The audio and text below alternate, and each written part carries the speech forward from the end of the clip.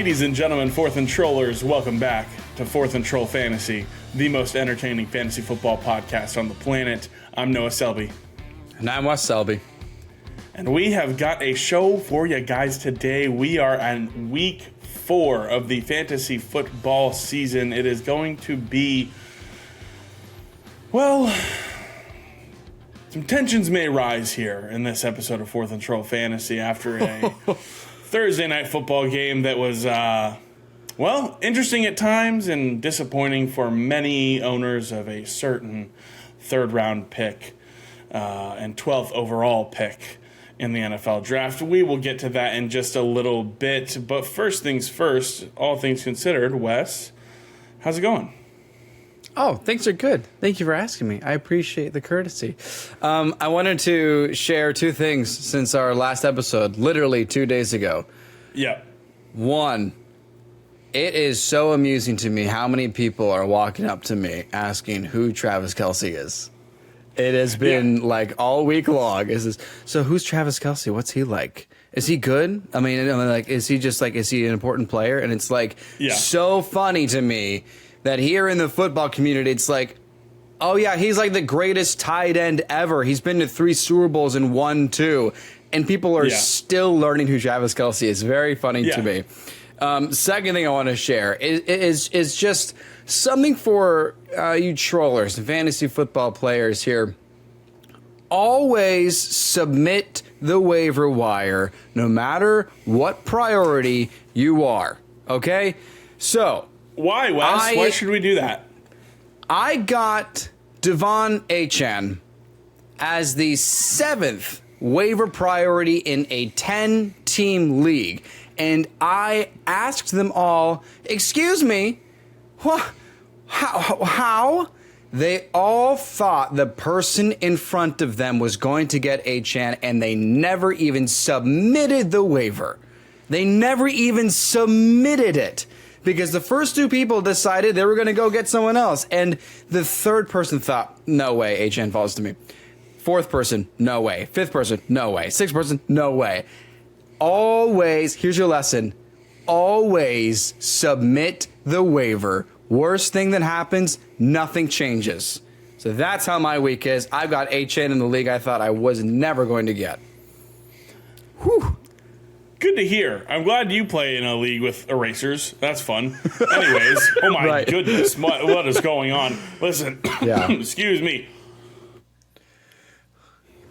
I want to apologize for that. You're still muted. There you go. There you go. Never mind. You're good. You're good.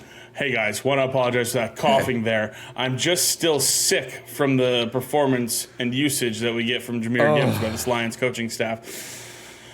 Okay, I got a little bit out. Yeah, we'll get to it in a second. How are you outside? Later.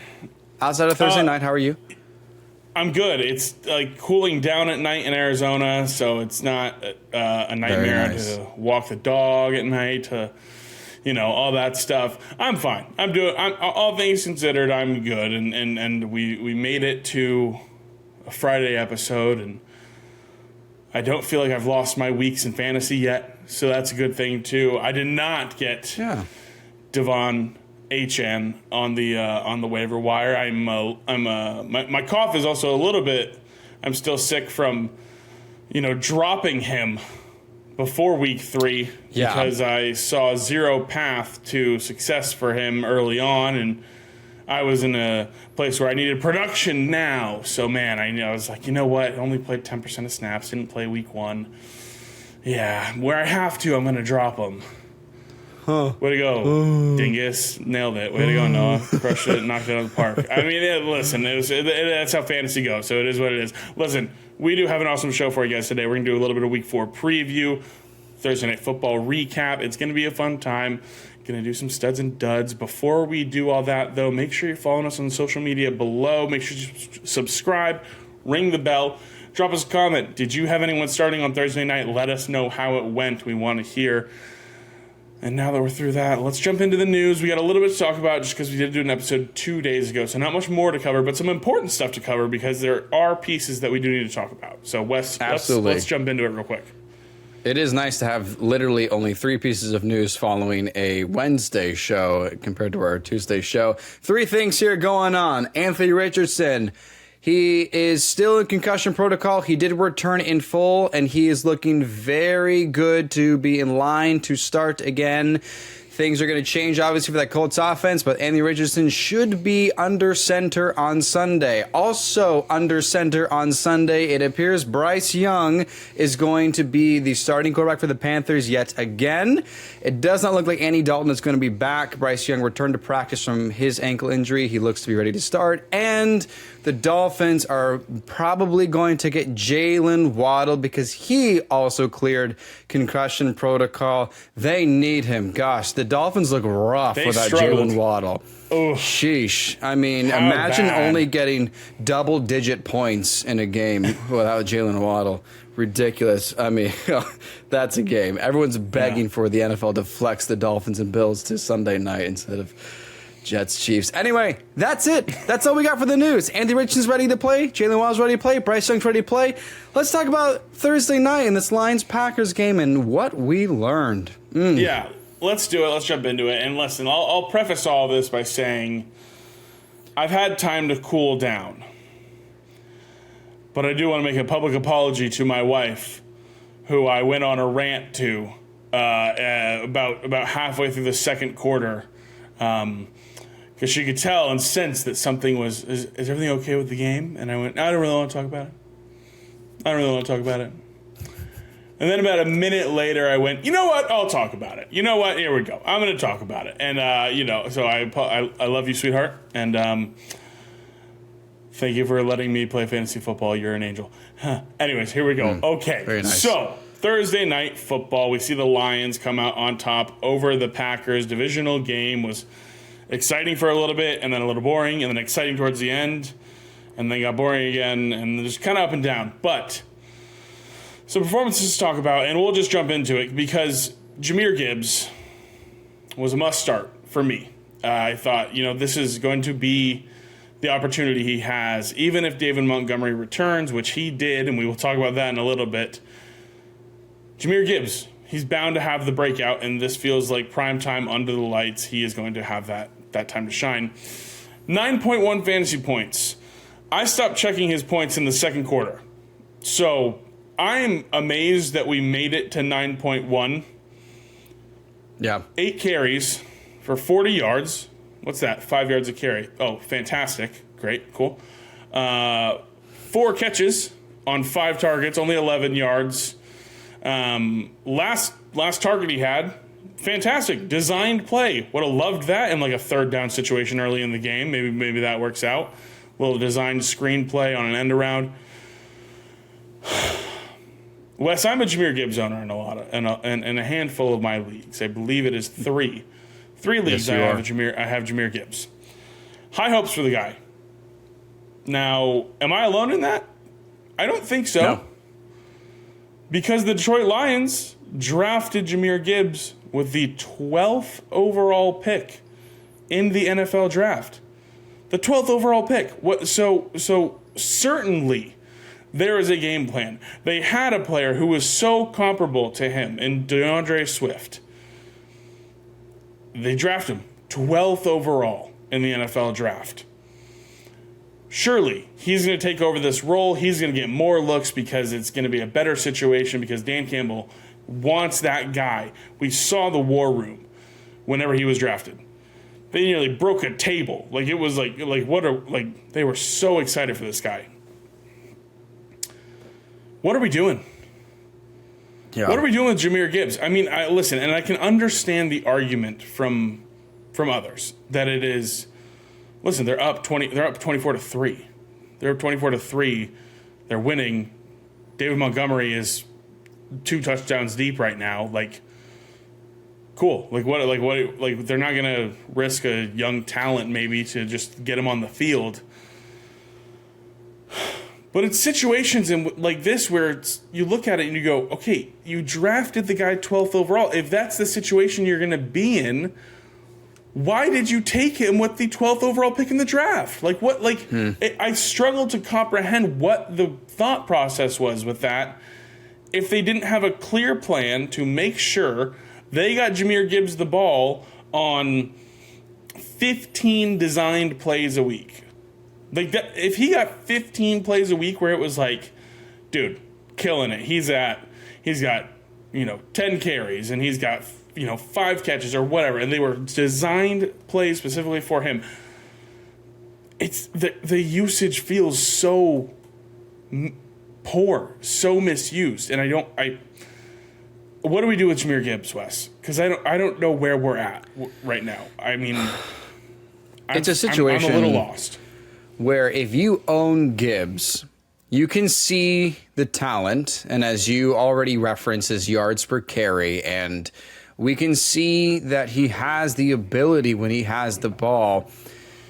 But I withdrew trade offers that I had pending in my leagues to acquire Jahmyr Gibbs, because right now it doesn't feel that he is the lead back. And for better and worse, mostly worse, you hit the nail right on the head in the offseason that David Montgomery was your favorite trade acquisition, your favorite offseason move from this year. And that was when DeAndre Swift was there. So the way Montgomery's performing now is probably the way that you anticipated he would perform when Swift was the back. But it's literally as if nothing had changed, as if nothing has changed. I wish we had the full snap count from last night's game, because I began looking at some of them. When Montgomery was out, he had a 60% snap count. How does your lead back have a 60% snap count when he's the 12th overall pick? And you trade away your existing starting running back because you have that much confidence in him. It's so confusing. He's not on the field. I don't know why. I never saw him once in the red zone. I never saw him take a single snap in the red zone. It's no wonder he's not scoring, because they don't give him the opportunity. It's no wonder David Montgomery walks away with 30 points because he's the only running back in the red zone. And I don't understand in what could be called garbage time. You could look at this game. I mean, the margin was large enough that you could have put Gibbs in. I mean, Dan Campbell could have put Gibbs in and said, okay, we feel safe enough. I know the Packers just had a comeback against the Saints last week, but we feel safe enough with our lead that we can let the young guy get the rest of the carries for the game and continue to build his NFL confidence. Didn't even do that. I don't think I saw Gibbs get a carry in the fourth quarter. I think he got maybe just that one target in the fourth quarter. He's the kind of player where you have to hold on to him, especially because the running back position is so weak and sparse, and there's a lot of injuries, and it feels confusing. But this is rough. This is a rough start for Gibbs fantasy owners. Yeah. I drank. I had to crack. I had to drink after halftime. I was so upset. I'm not even kidding. I just cracked open a beer and just like the Oppenheimer meme. Just like, this is. I don't know what to do now. Yeah. I'm so upset. Yeah, you came up to I came up to you and I said, "Do you remember what I told you before the season started about David Montgomery while you were standing at the pond?" And you were like, "Yes." And I was like, I fear we may have just ruined the world. That's pretty much a little Oppenheimer little tease in there for anybody who saw it. If not, I don't know if it's still in theaters. Fantastic Jahmyr movie. Gibbs owners to Dan Campbell. What are the chances that Jahmyr Gibbs gets in the end zone? Dan Campbell, near zero. Near zero. Yeah, 100%. It's okay. I alluded to it already, but for how frustrated we all are with the usage and how this is going, and we're looking at this going, it can't get this is rock bottom for what we thought could happen. He got 9.1 points, you guys. Again, like I said, I don't understand how we got there. 5 targets is great for a running back. I do understand. He's freaking efficient on the ground. He 5 yards a carry. I don't think we're at a point where if you drafted Jahmyr Gibbs, you took him so high that I think you don't really have a choice to not start him unless you unless you grabbed Kyron Williams or maybe you're thinking each week from now on maybe Gus Edwards or Jahmyr Gibbs or maybe James Zach Cook. Moss continues to be the guy or James Cook. Sure. I'm going to keep rolling out Jahmyr Gibbs because if this is the floor, it's not what we hoped for, but if this is the floor, I can take 9.1. I can take 9.1. I can take 9.5. I can take 12. We got 12 last week. I understand he was the top guy, but he got 12 last week, rushing for like 4.7 yards a carry. He was fantastic. I can take the floor, but because I don't know if I can get a guaranteed 9 to 12 points from someone else that I picked up off the waiver wire each week. I feel solid about Gibbs being a 10 to 12 point guy, but it is not what we were hoping for. And he'll have the games. He'll have the games where he takes a screen pass for 40 yards and a touchdown. I was begging for him to just be in the game inside the 20, and he's just not there. I don't understand how you don't have as a team, I don't understand how you don't have a third down red zone play drawn up to get Jahmyr Gibbs open in space. Like, I don't understand how you don't have that in your playbook and in your right. play sheet to like have it ready. Like, okay, third down and goal from the 6. Like, it's not like we can just plunge it up the middle. It's not like we're gonna take a risk on a pass. But let's see, maybe we get a little, I don't know what it is, but it's hashtag less than ideal right now for Jahmyr Gibbs owners. But let's get it trending. Who knows? I don't know. I've got one final thought on the situation because it is important that we do kind of, clear our thoughts. And, this is a fresh reaction to Jahmyr Gibbs. And you and I both, in pre-draft, you and I were like, Gibbs is not really going to be that hot in the NFL, especially, it just didn't seem like it was that great. And then the only team that made him fantasy relevant to us was the Lions, because it was never even a scenario. We both jumped on the bandwagon. We're like, you know what? He's going to be top 10. I wonder if this is the long game for Dan Campbell. I wonder if he is preserving all of Jahmyr Gibbs' health and endurance and stamina and the play designs and play calls, and what if he is just preserving the entire Jahmyr Gibbs arsenal until later on in the season, until they are making a push for the division title, until they are going for playoff seeding. Who knows what the playoffs look like for the Lions? What if it really is just Dan Campbell's holding back until it's too late for defenses to figure it out and Gibbs takes over the NFL on a hot streak at the end? Cross my mind. Let us know what you think in the comments. Do you think Dan Campbell's preserving Jahmyr Gibbs, or do you think this is just the way it is and that David Montgomery is the lead back? Because it doesn't look like Jahmyr is going to see the field maybe 50% of the time at this rate. Yeah. It's going to be, and I'll say this. I don't think we got a fair look at Gibbs and what his role truly will be in games where they're tight, where they're close in a game. The Seahawks game, he was the lead guy, so this wasn't what we were usually hoping for. I mean, this might be a dumb argument because it's like, hey, he got more chances to show off and he still didn't. Like, this may be a dumb argument, but for the game plan they have, we've seen Jahmyr Gibbs like just be in games where the Lions want to run the ball out. I mean, David Montgomery had 32 carries. Like it's not as if it's, hey, this is a tight shootout, and this is a third down play we have to get going. Let's get Gibbs here. Let's whatever it may be. So I may be in denial, but I'm holding out hope. I think the floor is this 9 to 12 point range, and I'll have his games where he blows up. But it's definitely not what we hoped for. And so Jahmyr Gibbs owners, we're with you. Like we empathize. We are in the trenches with you right now, and so we're hoping for better days ahead. Yeah. Let's move on here because another guy who had a fantastic start to the game. Your must start, Wes, Sam Laporta. And I mean, listen, 9.6 fantasy points. It was all in the first half.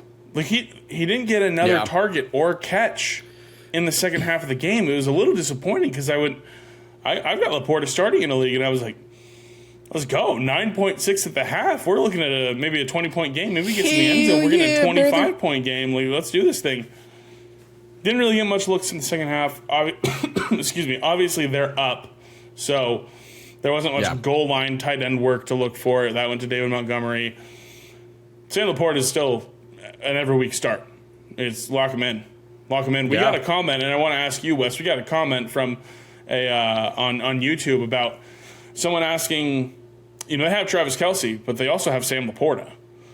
And they asked, should I just try and get some major value out of Kelce right now and have Laporta locked in here? I don't know. What do you think? What would you do in that situation?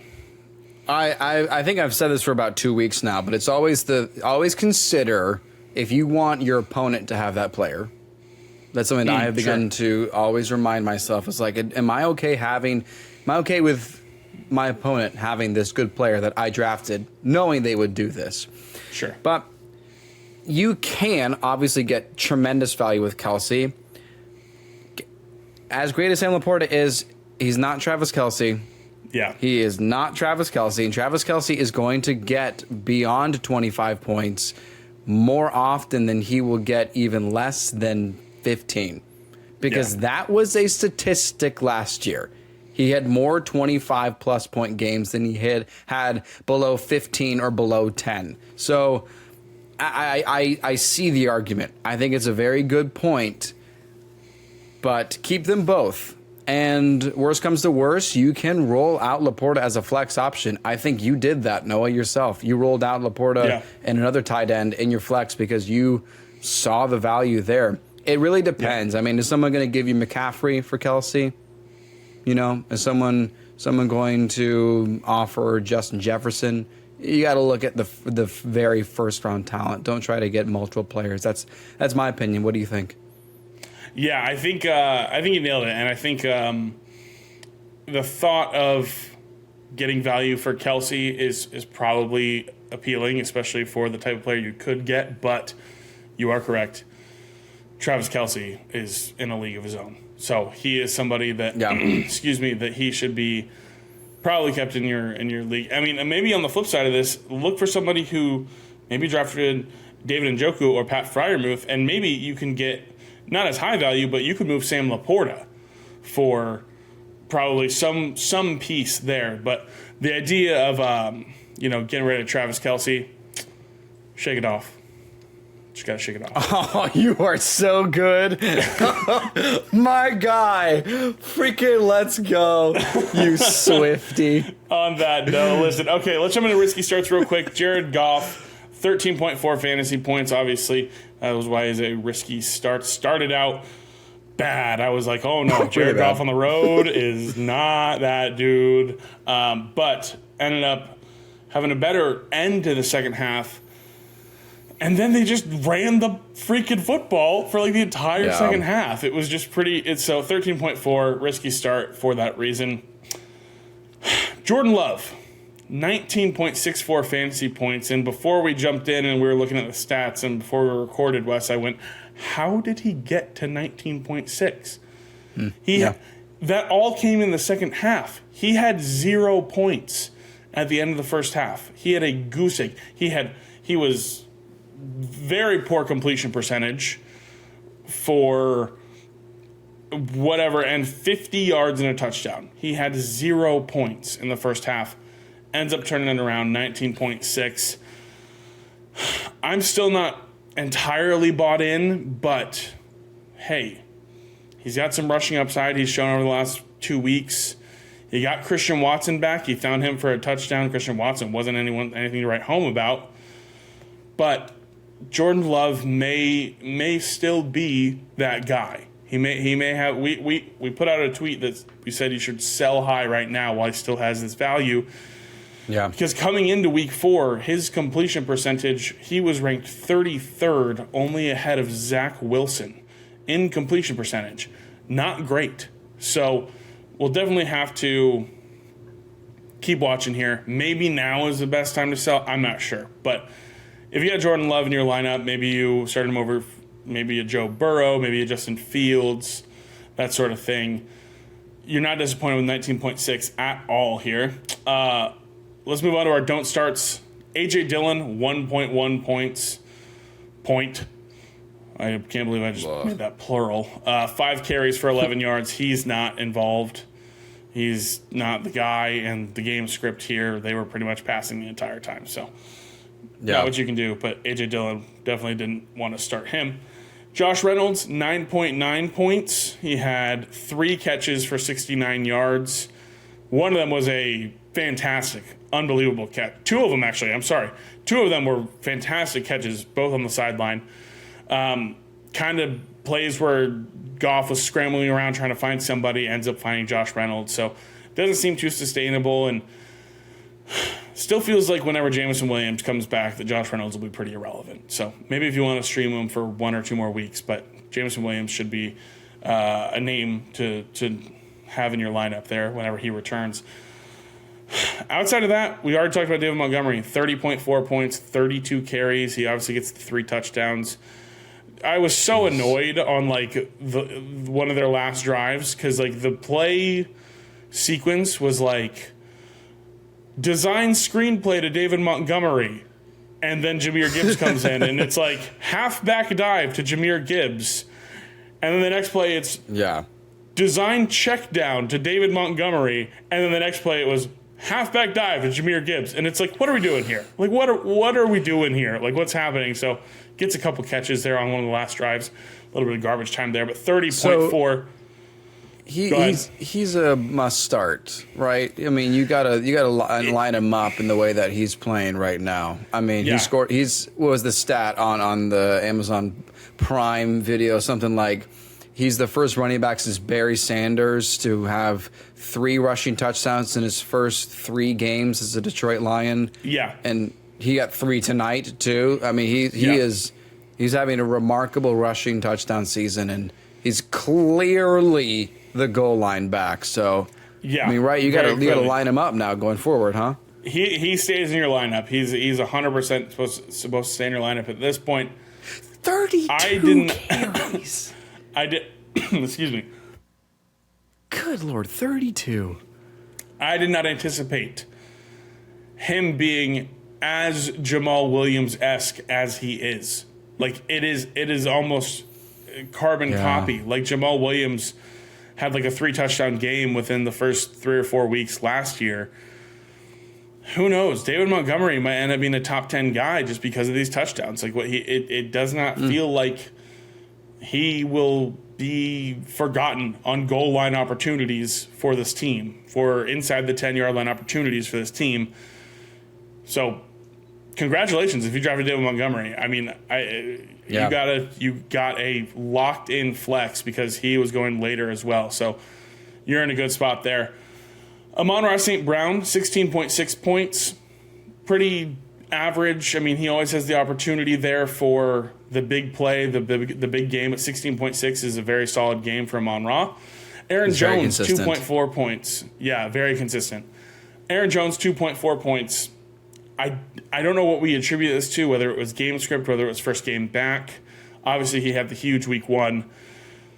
This feels fluky to me because I agree. He is the lead guy. I think they were in an interesting situation. Better days to come for Aaron Jones for sure. Christian Watson gets the touchdown, and so he ends up with 10.5 points on 2 catches for 25 yards. I think he's going to be involved. I do think he will. I think he has his role in this offense, but Romeo Doubs had 13 targets, 9 catches for 95 yards. Finally, the training camp headline that we heard is coming true. For any situation, it finally feels like we got one right here, guys, and we bought in. Because Romeo Doubs, this is 3 weeks now of 4 where he had, I believe it is 3 weeks of 18 plus fantasy points. He belongs in lineups if you have him. If you have him, he belongs there. You got to get him in there. He's at worst a flex play with 18.5 points without a touchdown. He's a threat to score a touchdown at any point. I didn't even realize that he did this well. Yeah, me either. I was watching the game. Just looked so bad. The Packers looked so bad that it was like, it wasn't that good, right? Maybe? No? Huh? All right. No, but it was, Romeo Doubs, 18.5. Very, very good showing for him. Always a threat to score a touchdown, so when he does that, he could have week winning potential there. Get him in your lineup if you have him. Yeah. That's it. Thursday night. We learned a lot. On Thursday night, and now we got a full week 4 to learn some more from. We're going to jump into studs and duds before we close out the show, as we always do on our Friday episode. Studs and duds, obviously. Studs, people we think are going to overperform. Duds, players we think are going to disappoint you this week. Wes, I love your stud for this week. I want you to tell the people, because I'm just going to sit back and let you take it away. Okay. Last time for studs and duds, I said Alexander Madison was going to be my stud because it was now or never for him, and he produced. He did his job. He got 19 points for us. There's a situation where sometimes you got to look at the outside noise and figure out which players have a little fire under their seat and who need to perform now or never. My stud this week is Justin Fields. It is now or never for him, okay? You alluded to it actually last week, Noah, because I was already starting to brew that thought, thinking, man, this matchup against the Broncos might be really helpful for his confidence, the team's confidence, for fantasy football owners' confidence, and you dropped that little nugget for me last episode by saying, Fields may have an opportunity against the Broncos. He sure does, okay? Because the Broncos organization looks like they are in a very similar spot to the Bears organization. Which stat do you prefer? The fact that the Dolphins put up 350 passing yards on them last week, or the fact that they put up 350 rushing yards last week on them? Because Justin Fields can do both, okay? I don't believe he's ever thrown 300 yards in a game, but this dude can run. In fact, speaking of the Dolphins, it was against the Dolphins that Justin Fields set the record for most rushing yards by a quarterback in a regular season game. He's got wheels. He's got DJ Moore. He's got really good tight ends with Cole Kmet and Robert Tonyan. Something has to win. It's either fluke or it's for real, and we find out on Sunday against the Broncos, who are totally embarrassed. It is now or never for him. And if he does not produce 20 points, that's my mark. Friggin' Justin Fields. Drop him. I dropped him. There it is. Yeah, listen. Justin Fields has a perfect opportunity this week. You nailed it. It is now or never for this guy. I really thought Kansas City was going to be the bounce back. And then when you're down 40 and you're only throwing 22 passes in the game, I go, okay, well, you must have 100 rushing yards, right? No, I could not figure out why on earth this didn't get pieced together in Kansas City. If it doesn't happen this week, you're absolutely right. It's now or never. And if it doesn't happen this week, I mean, you could probably drop him. You can probably drop the guy. It is not going to work out. It was my concern coming into the year that he wouldn't make the leap as a passer. Maybe it's coaching. Maybe it's mind games for him. I don't know what it is, but it's not working so far. It has to work this week. I'm believing with you and hoping with you. I'm sure as many people are that this is the week that Justin Fields shows us what he did or what he can do. And we'll remember last year, it took him 4 or 5 weeks to come on. So maybe it's just getting used to in-game action again, his new team, whatever it is. But it needs to happen for Justin Fields this week. So I hope you're right, Justin Fields. Yeah. Week 4 dud. Let's go. I love it.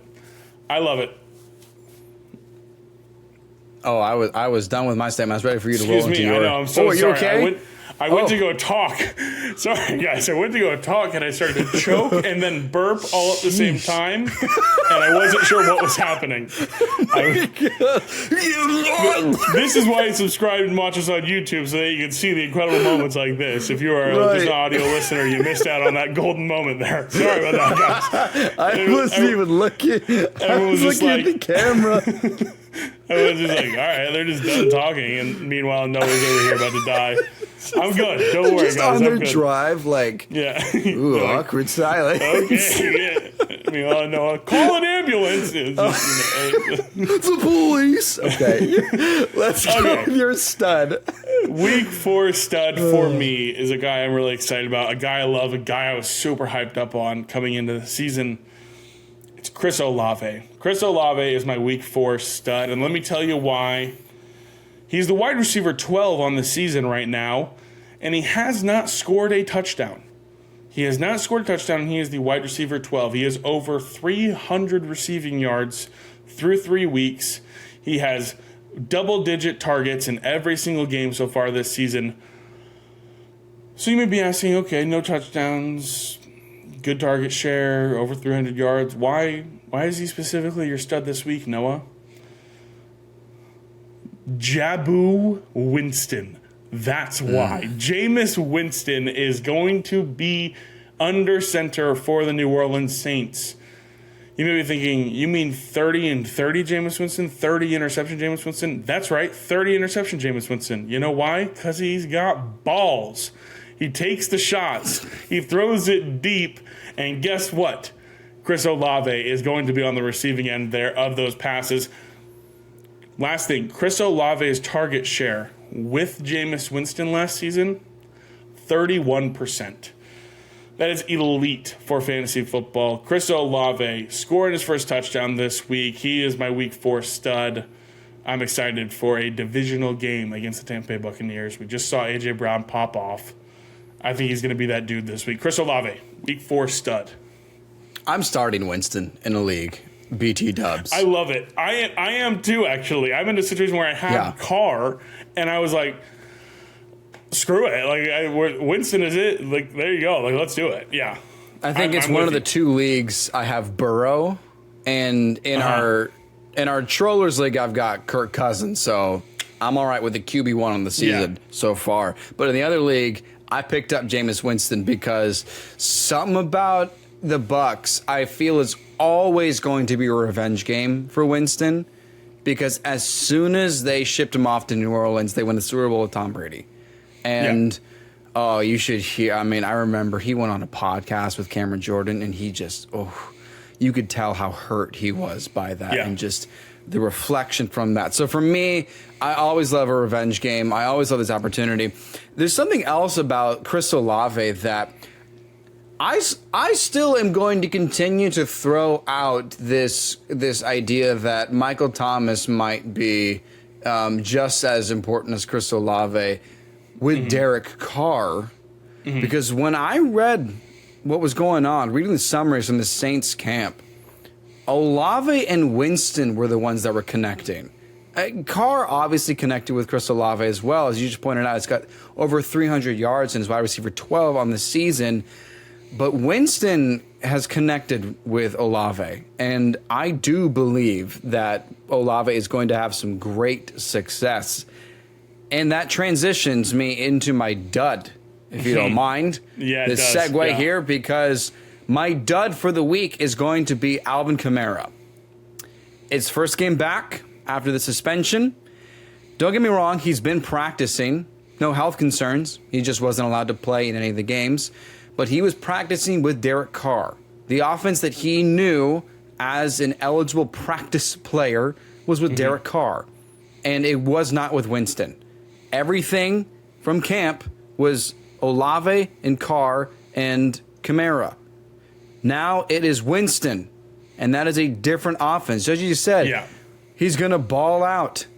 He's going to throw 30 touchdowns and 30 interceptions on Sunday alone because that's what he's going to do. The last thing I want to point out, Kamara is at a point where he's at the age where it's just not as successful for running backs to continue to dominate. He has never had a 1,000-yard rushing season.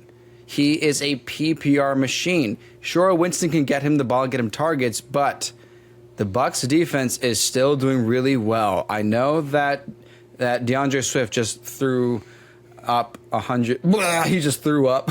He put up 130 rushing yards against the Bucs. And Eagles offense is different than the Saints offense. That Bucs defense is still really good. You saw what they did against Madison. You saw what they did against the Bears. Say what you want about the Vikings, the winless Vikings and the winless Bears, but the Bucs are a good team.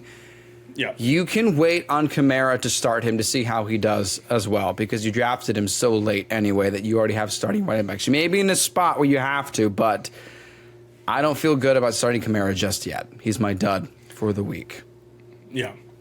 I am in that pool of people who don't have a choice. I have to start Alvin Kamara this week. I just lost Mike Williams, my flex.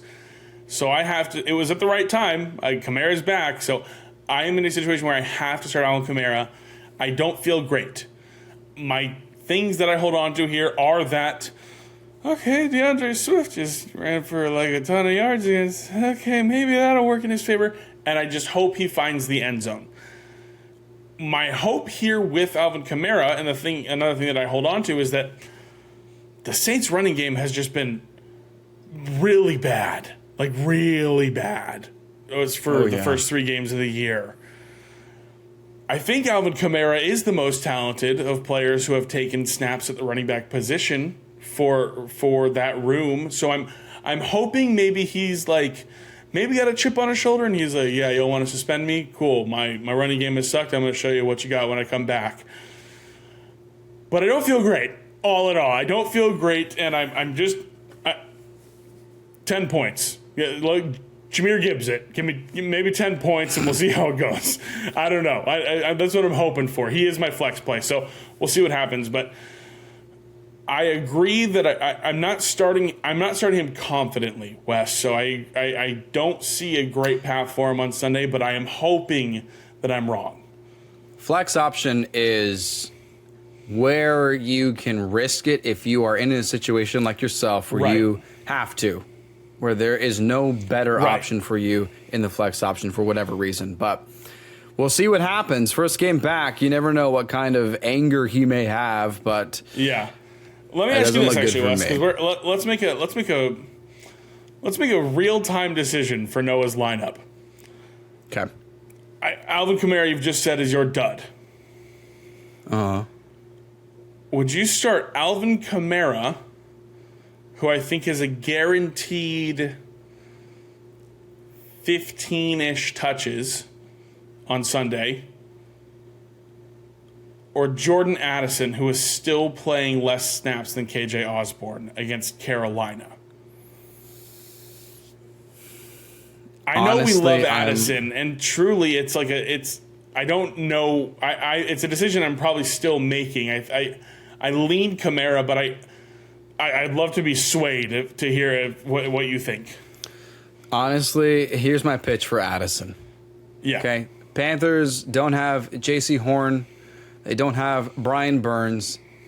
That makes up their defense. They're going against Bryce Young, who Kirk Cousins is going to walk in and is going to say, look, there's no way I'm going to put up 300 yards and lose again. I'm going to dominate. It's a chance for Addison to have an opportunity to succeed. They're the most pass-heavy offense in the NFL. I still believe in all of the Vikings players for fantasy. We have not seen Alvin Kamara this year. Yeah. And That it is is the with a tough different part. quarterback under center than what we Yeah. have seen the Saints perform as this year. So Yeah. that's my reason. Between those two, I'd say Addison. That is true. That is true. And I mean, we think about, you know what? Here we go. I'm making the switch. He's making the switch real time right now. And I think back on it and I go, okay, we could say down week for Addison last week. It just wasn't as good as his first 2 weeks, but he still had 8 targets, his most targets he had seen all season, 6 catches, his most catches he had seen all season, 52 yards, the least amount of yards he had seen all season. All in all, still an 11.2 point week. He was just missing the deep ball touchdown. That was it. If he gets the deep ball touchdown, we're looking at this completely differently. So, I mean, yeah, you make a good point. I think it is too. It's when the game is on the line and they're playing a tough team, Kirk is going to force feed Justin Jefferson. That is the way it has been since last year, since really 2 years ago. So that's also the game script, and what happens with the Vikings is that when they need to go, it's Justin Jefferson. Week 1, they were down by a lot. So it was like, frick it. Go deep, Addison. See what happens. Yeah. And there's still so much of Addison that is great, and the upside is there. That's my pitch. We'll see what happens. Real-time decision. Yeah. That was fun. I like that. I hope it pays off. We'll reconnect on our Tuesday episode and see how that panned out between the two. We'll see how it goes. Yeah. We'll jump in here to close it out. My dud for week 4. Another running back in this game, just on the other side of the ball. It is Rachaad White. Now, Rachaad White has had a fantastic role in this offense. He is the guy. We all thought, are they going to add somebody to the backfield? Are they going to bring in maybe Zeke? What are they going to do? Rachaad White's the dude. He is the guy. One really big game he has in week 2, and then, he had 2 dud weeks, week 1 and week 3, less than 8 points in both of those games. It's a tough matchup against New Orleans. New Orleans has a very good run defense. Cameron Jordan, as old as he may be, he is still very good and is an anchor for that defensive line. It's a tough matchup. I think he's going to need a touchdown to be worth the start. I just think you need to temper expectations because while he is still the guy in that backfield, Baker doesn't like to literally check down a whole lot. I think they're going to be behind. I think they're going to be throwing the ball in this game. I've got Rachaad White having a subpar week this week, and so he is my dud for week 4 for that reason. I did get a little... I kind of bought into the mirage for a moment in week 2 and how he succeeded and was like, oh, right, he was really good when Leonard Fournette was out last year. Maybe you should have got a couple shares on Rachaad White, but you make the case that, and really we should remind all the trollers the reason that we felt that Rachaad White would have benefited probably more if Kyle Trask was named the starter, because we suspected that Baker Mayfield would want to do it all himself. And Mike Evans has been turning out really great so far. Chris Godwin is not doing very much, and it doesn't seem like anyone else in the offense is doing very much. I think Baker is still trying to show that he is rejected and he's proving people wrong. And, well, that's what happened with the Panthers last year when Ryan McCaffrey was such a disappointment the first couple weeks up until we watched him with our own eyes at SoFi, and then it was traded to San Francisco. So, yeah, Rachaad White, as much as I like him, as much as I believe in him, situation with Baker Mayfield under center, tough defense. Yeah, good reminder. Thank you for bringing us back to reality on the expectations for Rachaad White. Yeah, just because you're a 3-down guy does not mean you are always going to be a no-brainer start. He's just somebody that I would have on my bench this week in a tough matchup. So that is going to be it. And that's going to do it for the episode. We are going to have a fun time in week 4, some big games to watch where I know Wes and I will be paying attention to the Dolphins-Bills game. We're excited for that. It's going to be a fun time. Who's excited for that Chiefs-Jets game in prime time, baby? Woo! Let's go! Oh my goodness. Baby. I can't believe I am saying the sentence I'm about to say, but please get Trevor Siemian under center as soon as possible. I'm I so saw sorry, you. Aaron. You picked up Trevor Siemian in a league. I did. I picked up Trevor Siemian in a dynasty league where I lost. Actually, it wasn't even a dynasty league. I picked up Trevor Siemian. This is a 32 man, a 32 person league. I had Tua and I just had Mike White rostered in case Tua went down, and I was like, you know what, Trevor Siemian might be starting caliber. Maybe I'll make a trade. Something like that. Whatever. Anyway, Trevor Siemian, please play for this Jets offense because it cannot get worse. It can only get better. And you will ultimately make things better somehow, some way. Let us know if you had Jahmyr Gibbs. We are with you. Drop it in the comments below. Let us know if you are taking one more shot on Justin Fields. It's going to be something to monitor there. It's now or never for him. Let us know in the comments. Make Teddy the Troll smile while you're down there by subscribing, ringing that bell. Follow us on all our social media below. Join us on Tuesday for our Week 4 recap. And as we look forward to the barn burner that is going to be the Bears versus the Commanders next Thursday night, baby. Woo! My goodness. Prime time is hot and ready right now. Oh, God. I'm Noah Selby. And I'm Wes Selby. This has been 4th and Troll Fantasy. 4th and Troll Fantasy is a production of FQ Media and Selby Artistic Workshop.